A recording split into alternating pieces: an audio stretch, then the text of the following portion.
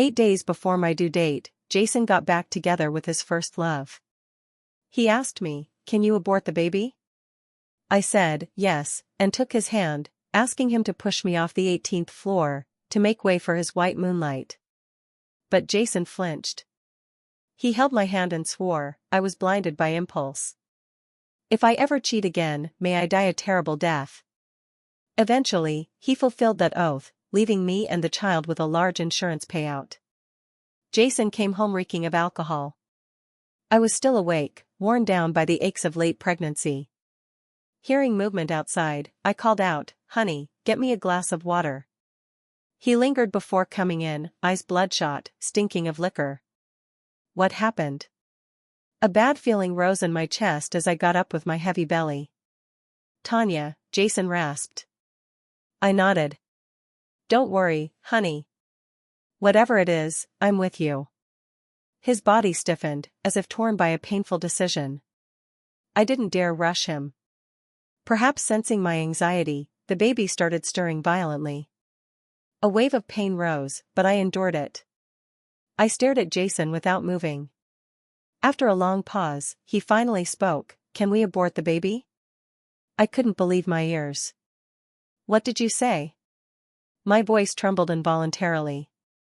8 days from the due date, and you want me to abort? Yes, Jason nodded, perhaps relieved to have finally spoken. He let it all out. Vivian came back. She agreed to be with me. But she can't accept that I have a child. I trembled with fury. I wanted to scream, but my throat clenched up. Jason still looked at me expectantly. I clenched my fists, forcing myself to stay calm. "Okay." My voice cracked in the still night. Jason froze for a second, then was overtaken by joy and disbelief. "Really?" I nodded. I struggled to get out of bed with my belly. "Come with me, we can get rid of the baby today. So you can be with Vivian, free and unburdened." Jason's alcohol-numbed mind didn't notice anything strange. He followed behind excitedly, mumbling, "Is this a dream? Can I really be with Vivian at last?" My chest heaved. I dug my fingernails into my palm, silently urging myself to stay calm. Finally, I reached the floor-to-ceiling window and opened it. The cold wind chilled me to the bone.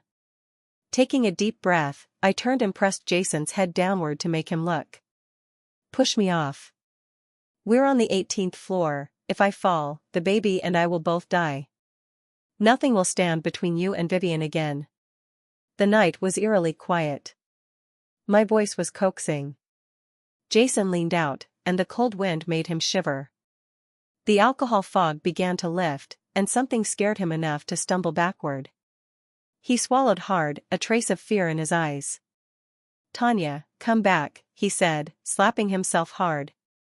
I was drunk. Everything I said was nonsense. Don't take it seriously. "Come back, now." I smiled faintly. "Weren't you the one who wanted me to abort the baby? I'm being so cooperative, why are you backing out?" I took a few steps toward the window. He turned pale with fear and dropped to his knees. I was out of my mind. It was my fault. "Tanya, please don't do anything rash." He slapped himself repeatedly until his once handsome face was swollen beyond recognition.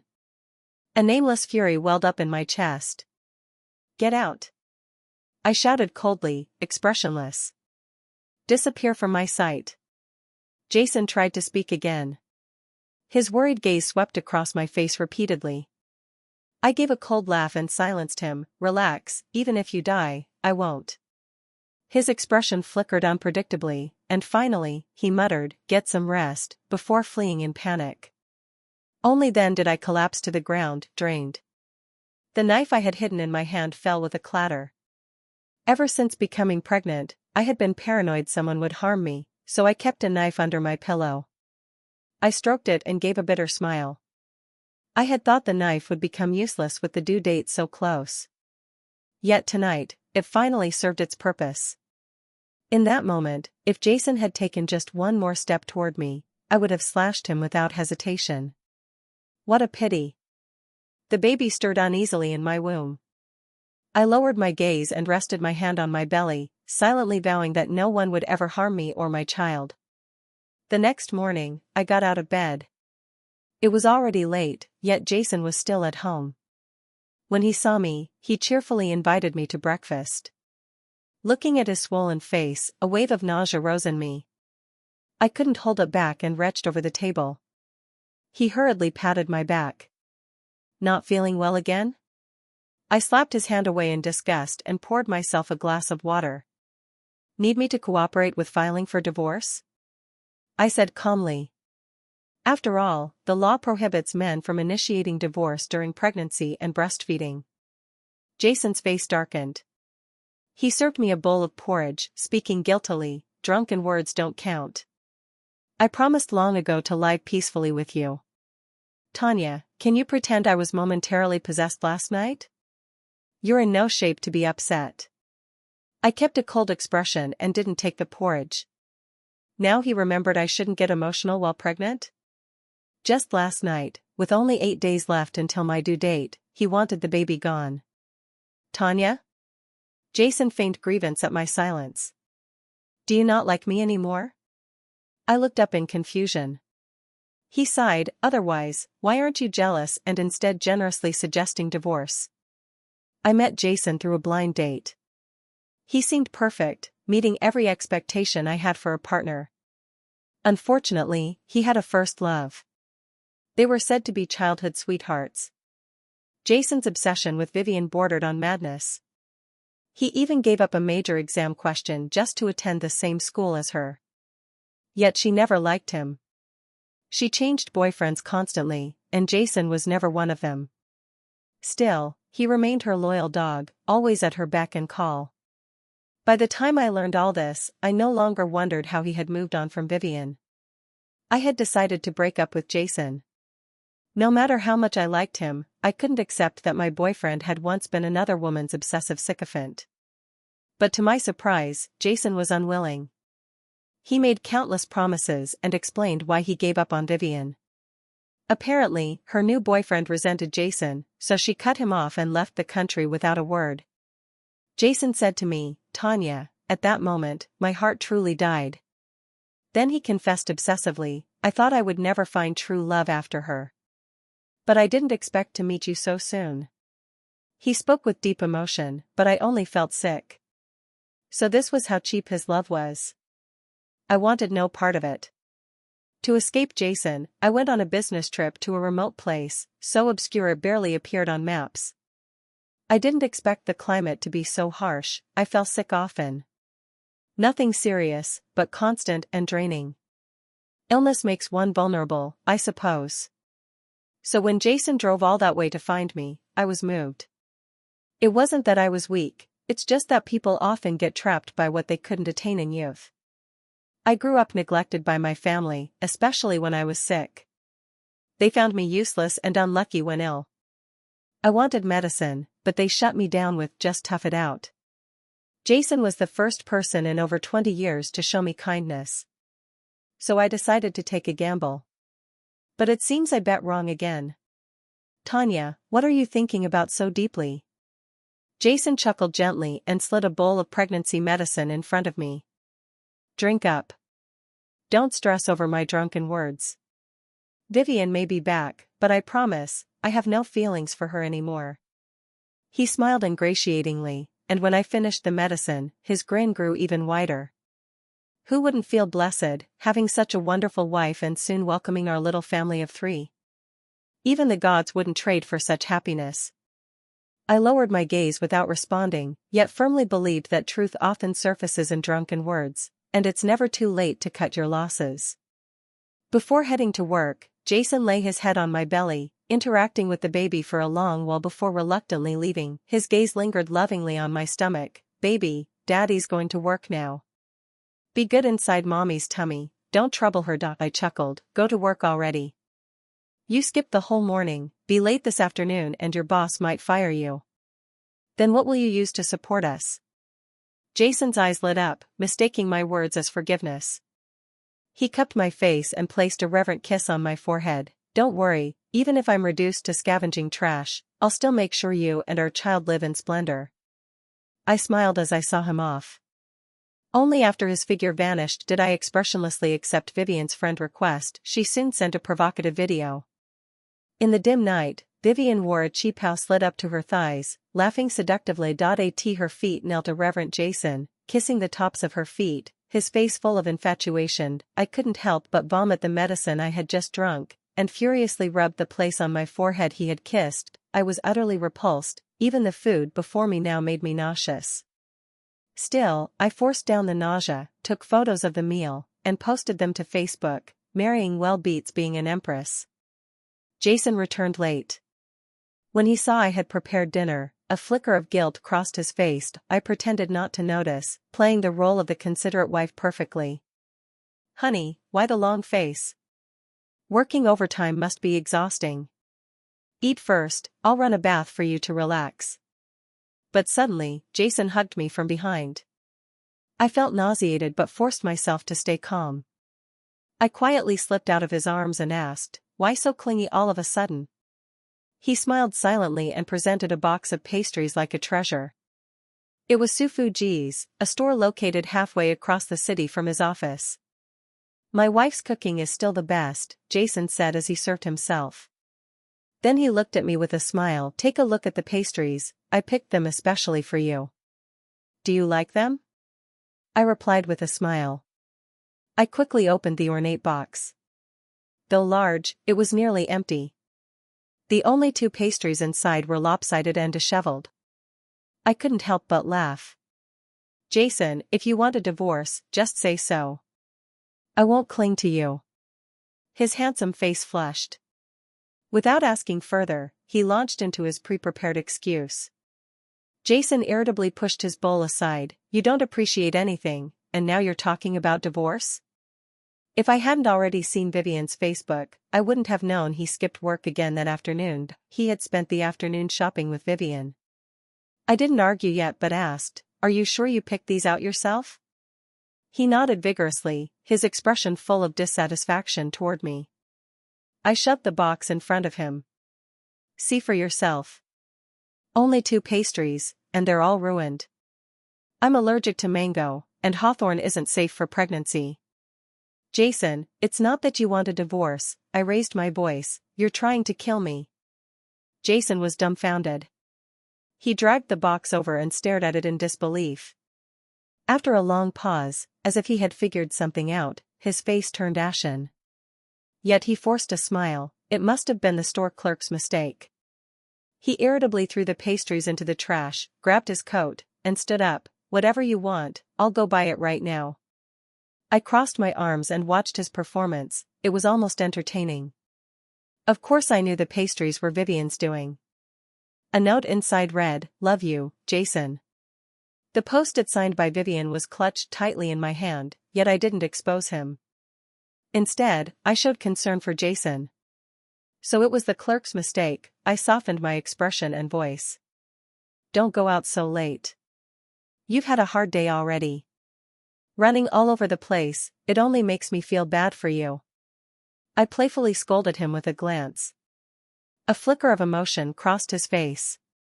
Suddenly, he cupped my hand and declared affectionately, "With a wife like you, what more could a husband ask for?" That night, Jason transferred me a large sum of money, and Vivian posted a melancholic selfie on Facebook. Her caption read, "So deep love cannot wait. Why did I fall for you, only for you to fall for someone else?" I shivered in disgust all over again. The next morning, I woke up from a nightmare.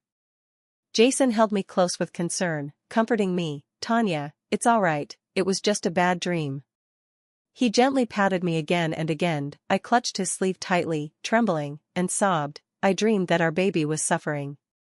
Jason chuckled softly and wiped away my tears. "Dreams usually mean the opposite." "No, they don't." I feigned a breakdown and buried myself in his arms. "I dreamed the baby said Daddy didn't want him anymore." "Mommy." My voice trembled, and my body shook uncontrollably. Jason held me tighter and asked softly, "What happened to Mommy?" I shrank in his arms, then whispered hoarsely, "Mommy jumped off a building because of depression. The baby told me you abandoned us for another woman." I looked up, my eyes brimming with tears, and questioned him. I clearly felt Jason freeze after I finished speaking. It took him a moment to recover before he forced a smile. No way. How could I bear to give you up?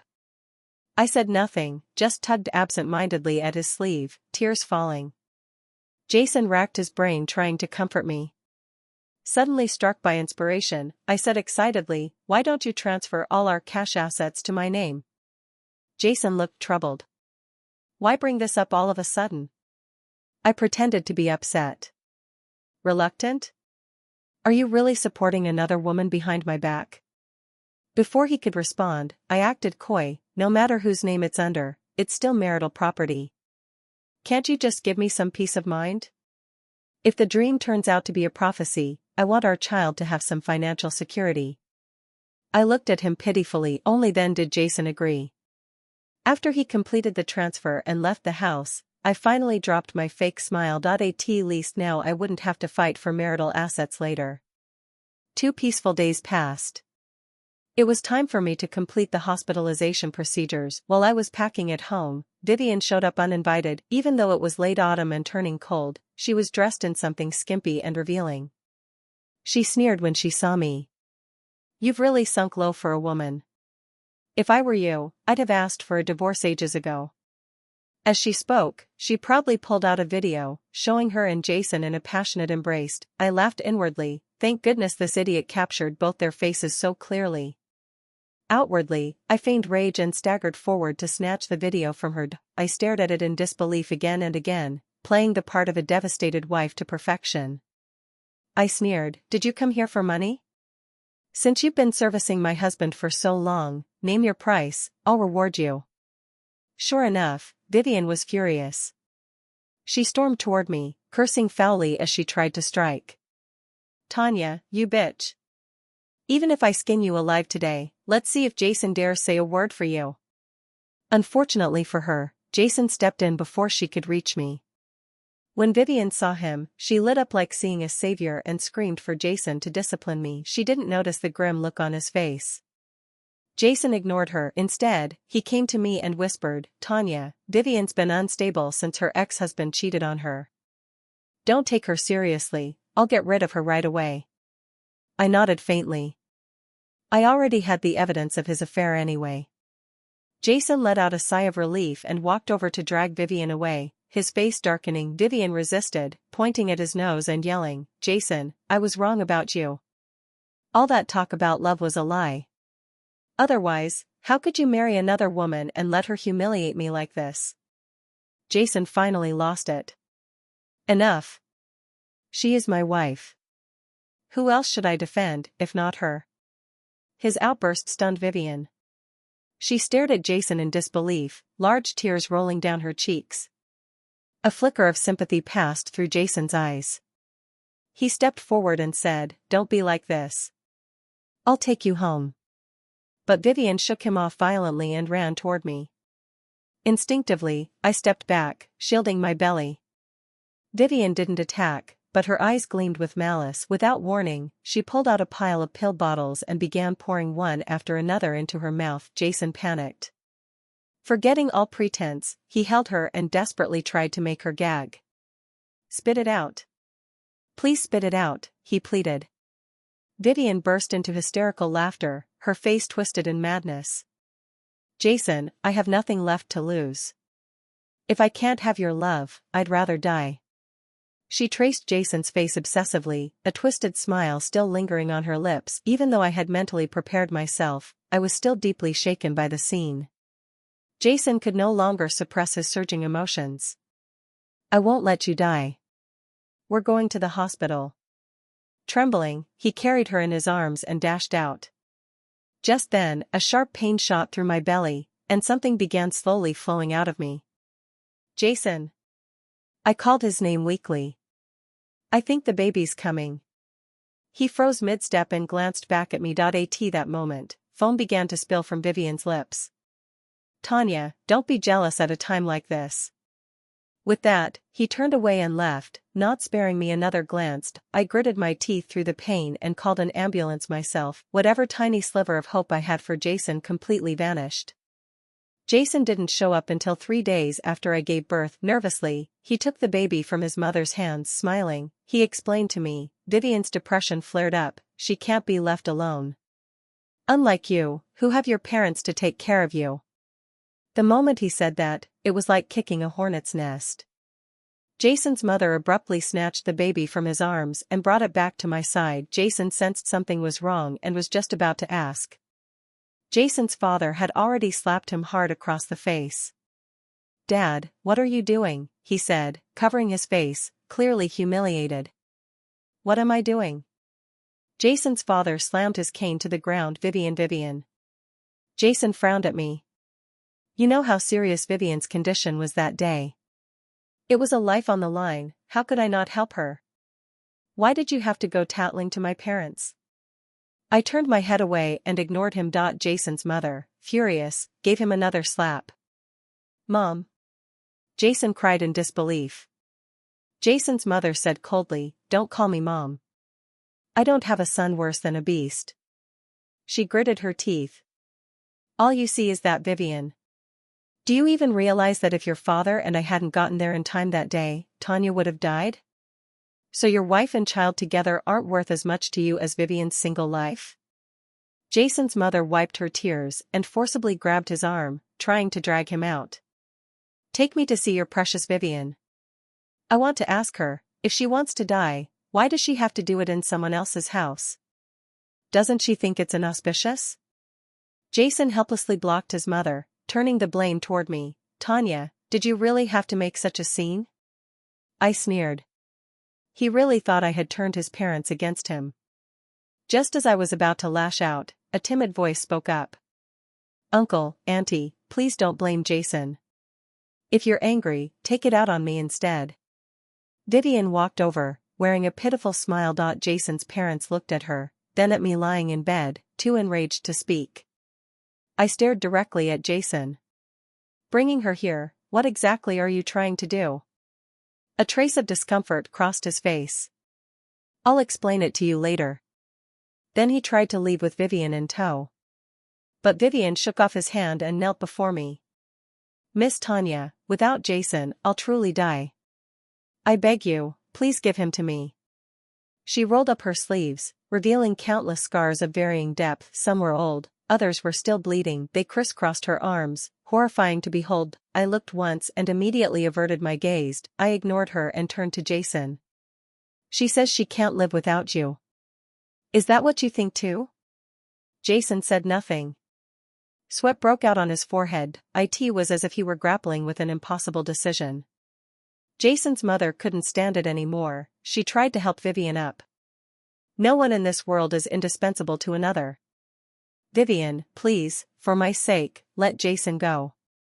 Vivian stubbornly refused to get up. She raised her head and looked at Jason with hopeless obsession, her voice hoarse. Jason, I really can't live without you. You know that, don't you? Those words completely touched Jason's last nerve. Mom, Dad, Tanya. I'm sorry, he said, slowly kneeling beside Vivian. He looked at me with guilt on his face but spoke firmly. Tanya and the child have all of you. But Vivian only has me. Without me, she'll die. Vivian was moved, tears glistening in her eyes. Jason, you finally understand. They embraced like a pair of doomed lovers. Jason's parents exchanged looks, clearly furious. As for me, I felt absolutely nothing. So what you want is for me to file for divorce? I heard my own voice, cold and calm. You cheated during my pregnancy. I demand you leave with nothing. Jason's expression changed slightly. He opened his mouth several times but said nothing. But Vivian panicked, tugging at his sleeve continuously. I curled my lips, pleased to see her unravel. By the way, it was Vivian herself who gave me the video of you two in bed. I have proof of your infidelity. So not only must you leave with nothing, but you'll also pay child support. Jason couldn't meet my gaze. He nodded with difficulty. I will. Vivian exploded, pointing at my nose and screaming, the unloved one is the real mistress. What right do you have to make Jason leave with nothing, or ask for child support? That bastard you gave birth to probably isn't even Jason's." Before she could finish, Jason's mother slapped her hard across the face. She looked at her only son with resolute determination. "Take your precious darling and get out. I support all of Tanya's decisions. After the divorce, I will no longer acknowledge you as my son. Your father and I will treat Tanya as our only daughter." Jason finally broke down and shouted, "Mom." His father slowly walked to his wife's side and spoke in a low voice, "Your mother and I feel the same. Leave. From now on, we will consider you no longer our son." With that, the elderly couple turned and walked toward my hospital bed. I saw the glimmer of tears in their eyes, yet their resolve remained unwavering. My eyes welled up involuntarily. One of the major reasons I agreed to marry Jason back then was because I liked his parents, kind, respectful, and loving. They fulfilled all the childhood fantasies I had about parents. I thought heaven had finally shown me favor. Although I chose the wrong man, I did not misjudge my in-laws. The divorce process between Jason and me proceeded surprisingly smoothly. He probably couldn't wait to build a home for Vivian. He agreed to all the harsh conditions I proposed. On the day we collected the divorce certificate, Jason dressed in a trendy fashion, with his hair dyed in various bright colors. Noticing I kept looking at him, he showed a trace of embarrassment and cleared his throat softly. "Vivian likes me dressing this way." I said nothing, silently mocking myself. This must be the difference between love and indifference. I used to complain that he was too rigid and asked him to dress more youthfully and handsomely. He would respond with a stern face, "I'm not a student anymore, why dress so childishly?" Yet now he was willing to embrace eccentric styles for Vivian. As we parted, Jason stopped me again, looking slightly embarrassed. Vivian and I plan to register our marriage today. We've arranged a few banquet tables at a hotel. Can you ask my parents to attend?" I gave him a cold glance and replied, "In such a hurry? Jumping straight from divorce to marriage without pause." Jason blushed slightly and said, "Don't forget to tell my parents." I barely lifted my eyelids and ignored him. I would certainly deliver the message, but whether they attended was no concern of mine. But before I even got home, Jason called me and said there was no need to inform his parents. Vivian no longer wanted to marry him. She said she would only register the marriage if Jason gave her a lavish wedding, at the finest hotel in Jiangqing, with a dowry of 880,000 yuan. But Jason, having left the marriage penniless, had no such money for her extravagance. As he complained to me, I was lying on a large bed, enjoying a relaxing massage. Despite Jason's family wealth, even after he left the marriage empty-handed, his parents still felt guilty toward me. They transferred me a large sum of money, hired both a nanny and a maternity nurse, and even arranged for a nutritionist to visit daily for my health. Finally, Jason said in a low voice, "Tanya, I think I'm starting to regret it. These days, I often think about you and the baby. I haven't even had a proper look at our child." His voice carried a trace of sorrow. "Can we possibly?" "No, we can't," I responded with unwavering firmness. I scoffed, "Jason, I'm not a garbage dump for your discarded feelings. You're far more shameless than I imagined." I hung up without hesitation and silently wished he and Vivian a miserable entanglement. I had only enjoyed a few peaceful days. On the baby's 100th day, Jason showed up uninvited. Compared to his proud demeanor on the day of our divorce, he now looked noticeably haggard. With his fading, multicolored hair, he appeared utterly ridiculous. Upon seeing his disheveled appearance, Jason's mother was visibly repulsed and unceremoniously told him to leave. Jason turned his pleading gaze toward me. "Tanya, I'm still the child's father, after all. I wasn't even there for the baby's 1-month celebration. At the very least, let me see my child." I rolled my eyes, unwilling to waste words arguing with him. Wasn't he the one who created this entire mess? Now you remember you're the child's father? Weren't you the one who told me to abort the baby when there were still 8 days left until the due date? Weren't you the one holding another woman while accusing me of being jealous as I teetered on the edge of life and death? Jason's face turned increasingly pale, and his head drooped lower and lower, unable to utter a single word of defense. His mother, even more enraged, trembled with fury, telling your wife to abort the child with just 8 days left until the due date. You are utterly despicable. I stepped forward to support her and gently consoled her. Mom, it's all in the past. The baby and I are doing well now. Jason's mother gripped my hand in return. I shot Jason a withering glance and said, leave. No one here welcomes you. He froze for a moment, then awkwardly pulled out a small gold locket. I know none of you want to see me. His voice choked with emotion, as though he might burst into tears at any moment. But this is a gift for the baby. You have to accept it. Fearing we might reject it, he quickly shoved the gold locket into my hand. Then he turned to leave, only to come face to face with Vivian, wearing a half-smile. She was still scantily dressed, and I felt cold just looking at her. Jason, didn't you say you were broke? No money to buy me the bag I liked, but you've got money to buy this slut a gold locket. She suddenly raised her voice, sharp and grating. Jason's expression darkened as he retorted coldly, watch your language. It's a 100-day gift for my child. Even if we're divorced, I am still the father. Upon hearing this, Vivian flew into a rage and slapped him hard across the face. The crisp sound echoed down the corridor, startling several passers-by into a hurried retreat.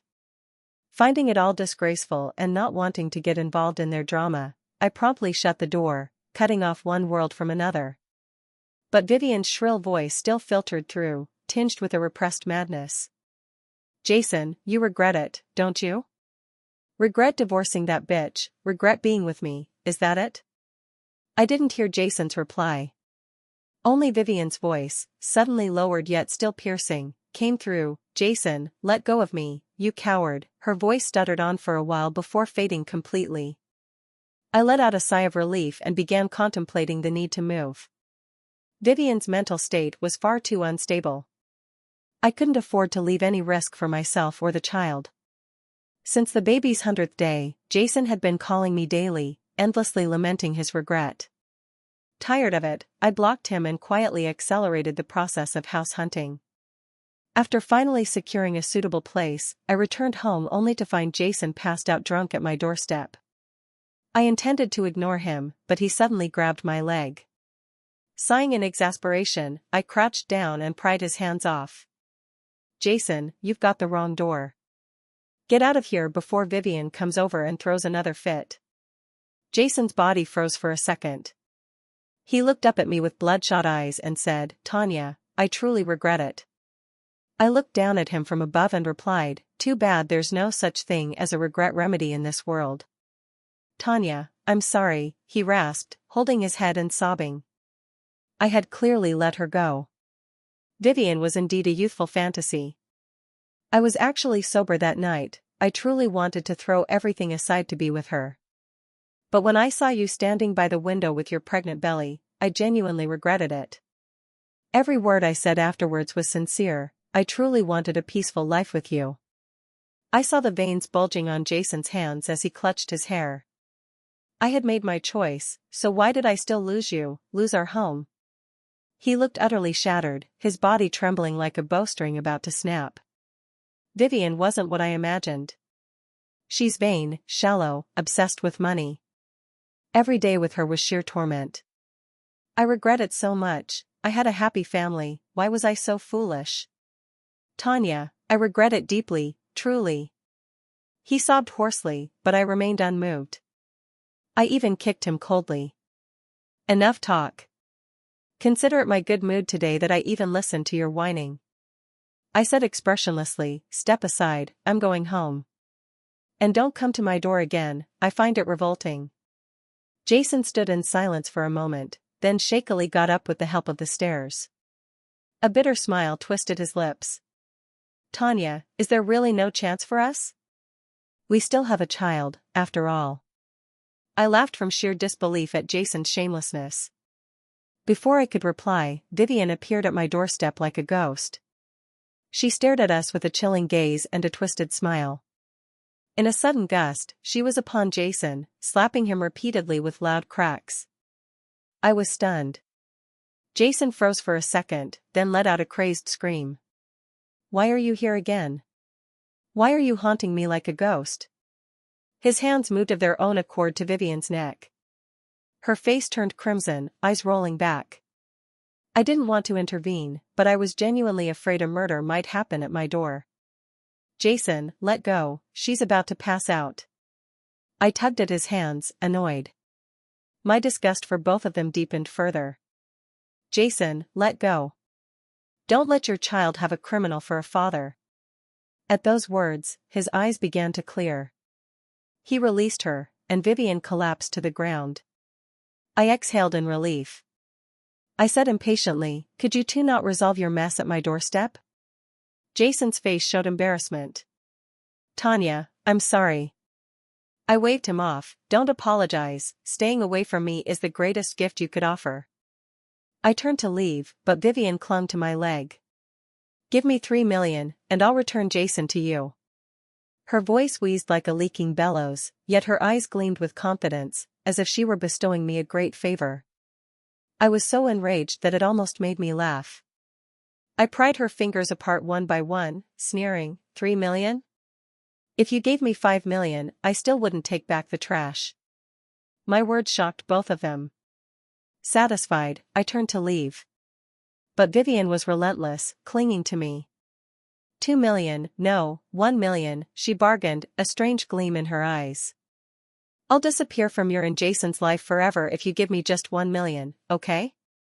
Unable to tolerate her anymore, I slapped her across the face. Don't you understand human speech? Irritated, I grabbed her collar and told her slowly, I'll say it again, Jason, that trash, I will never take him back. Also, I wish you two remain locked together forever. With that, I threw her to the ground forcefully. In a flash, I bypassed them, went home, and slammed the door shut in one smooth motion. A few short steps, and I was already panting.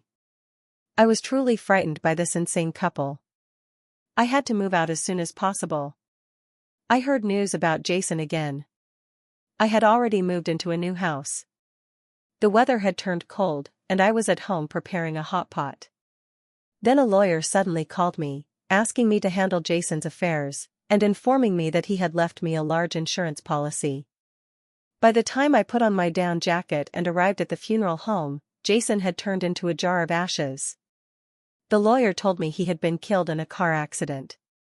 He had hoped to see me and the child, rushing home in a hurry, only to find unfamiliar faces. That's when he realized I had moved, and in his daze, he got into a car accident. I felt a twinge of regret. The lawyer comforted me, suggesting that death might have been a release for him. Only then did I learn that Jason had contracted a disease.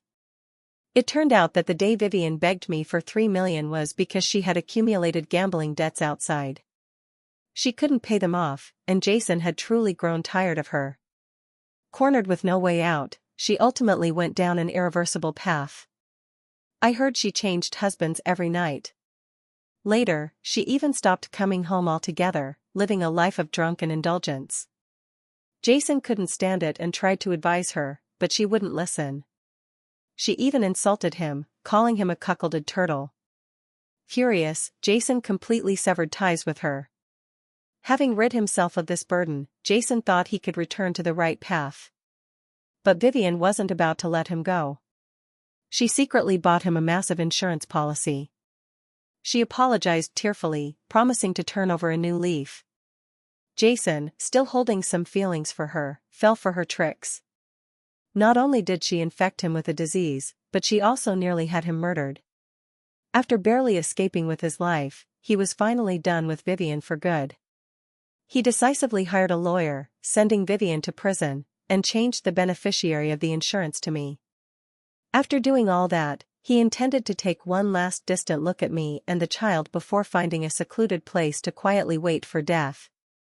But life is unpredictable. He died just like that. Considering Jason was still the father of my child, I gave him a proper burial. Then, looking at the long string of numbers in my bank account, I couldn't help but smile. I kissed my son's cheek. I stretched lazily. With money, leisure, in-laws who dote on the child, and a dead husband, life is truly a blessing that even gods would envy.